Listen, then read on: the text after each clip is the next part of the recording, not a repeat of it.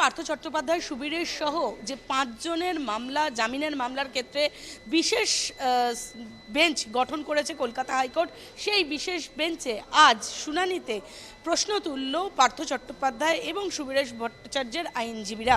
নিয়োগ দুর্নীতিতে পার্থ চট্টোপাধ্যায়ের ভূমিকা অস্বীকার আইনজীবী মিলন মুখোপাধ্যায়ের। হাইকোর্টের বিচারপতি তপব্রত চক্রবর্তীর এজলাসে তার সওয়াল, তিনি মন্ত্রী হিসেবে দায়িত্ব সামলাতেন। অফিসিয়াল কাজ পার্থ চট্টোপাধ্যায়ের জানার কথা না। চার্জশিট ফাইল হয়েছে, পার্থ চট্টোপাধ্যায় অন্য অভিযুক্তদের থেকে আলাদা। তিনি 2 বছরের বেশি জেলে আছেন। জিজ্ঞাসাবাদের নামে প্রহসন চলছে। হাইকোর্টে অভিযোগ প্রাক্তন শিক্ষামন্ত্রীর আইনজীবীর। মঙ্গলবার শুনানিতে অভিযুক্ত সুবীরেশ ভট্টাচার্য এবং কল্যাণময় গঙ্গোপাধ্যায়ের আইনজীবীর দাবি, এরা যে ডিপার্টমেন্টের দায়িত্বে ছিলেন সেই ডিপার্টমেন্ট কোনো নেক্সাস করলে এদের কোনো ভূমিকা থাকে কি? পার্থ সুবীরেশদের আইনজীবী প্রশ্ন, পার্থ চট্টোপাধ্যায় সহ উচ্চশিক্ষা দপ্তরের 5 আধিকারিকরা প্রভাবশালী। রাজ্যের সঙ্গে তাদের যোগসাজশ রয়েছে বলে বারবার দাবি করছে সিবিআই, কিন্তু তার সপক্ষে প্রমাণ কি আছে সিবিআই এর হাতে? কিছুই নেই। এতদিনে সিবিআই সেটা প্রমাণ করতে পারেনি। তাহলে কিসের ভিত্তিতে এদের আটকে রাখা হয়েছে? যদি এতদিনে সিবিআইয়ের কাছে সমস্ত তথ্যাদি থেকে থাকতো বা প্রমাণ থেকে থাকতো, সেটা তারা আদালতে জমা দিতে পারত। সেক্ষেত্রে এই যে নেক্সাস অর্থাৎ এই যে দুর্নীতি, শিক্ষা দুর্নীতির ক্ষেত্রে কোনো তথ্য প্রমাণ তাদের হাতে নেই।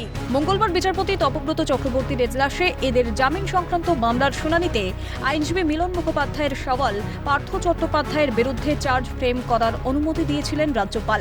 তারপরেও তার বিরুদ্ধে কি তদন্ত করেছে সিবিআই?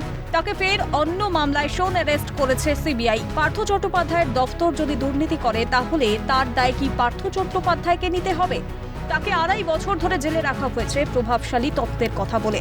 জোর সওয়াল আইনজীবী সন্দীপন গঙ্গোপাধ্যায় সুবীরেশ ভট্টাচার্য সহ অন্য আধিকারিকদের হয়ে বলেন, বিচারপতি অপূর্ব সিনহা রায়ের পর্যবেক্ষণে উল্লেখ করেছিলেন, রাজ্য সরকার চার্জ ফ্রেম করার অনুমতি দিচ্ছে না, মানে রাজ্যের সঙ্গে এদের অবৈধ যোগ রয়েছে।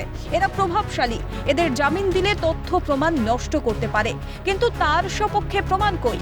উল্লেখ্য, সুপ্রিম কোর্ট প্রসন্ন কুমার রায়ের জামিন মঞ্জুর করেছিল, কারণ তার 70-এর উপরে বয়স। কবে বিচার পর্ব শুরু হবে তা সুনির্দিষ্ট নয়, সেই জন্যই জামিন পান তিনি। প্রত্যেকটা মামলায় প্রায় 130 থেকে 40 জন করে সাক্ষী রয়েছে। সিবিআই গত 2 বছর ধরে এদের বিরুদ্ধে চার্জ ফ্রেম করার অনুমতি পাচ্ছে না বলেই তারা এই তত্ত্ব খাড়া করেছে যে এদের রাজ্যের সঙ্গে একটা যোগসাজশ রয়েছে। এভাবে বছরের পর বছর আটকে রাখা যায় না আজই অভিযুক্ত আইনজীবীদের। মঙ্গলবার সিবিআই এর তরফে আইনজীবী তার বক্তব্য জানাতে সময় চাওয়ায় বিরক্ত বোধ করেন বিচারপতি তপব্রত চক্রবর্তী। হাইকোর্টের বিচারপতি চক্রবর্তী যত দ্রুত সম্ভব এই মামলার শুনানি শেষ করতে চান। আগামী 17 ডিসেম্বর ফের শুনানি এই মামলার। প্রত্যেককেই জামিনে মুক্ত করতে হবে, এমনটাই দাবি আবেদনকারী আইনজীবীদের। ক্যামেরায় লিসেন লোধের সাথে অভিরূপা হাজরা, ক্যালকাটা নিউজ।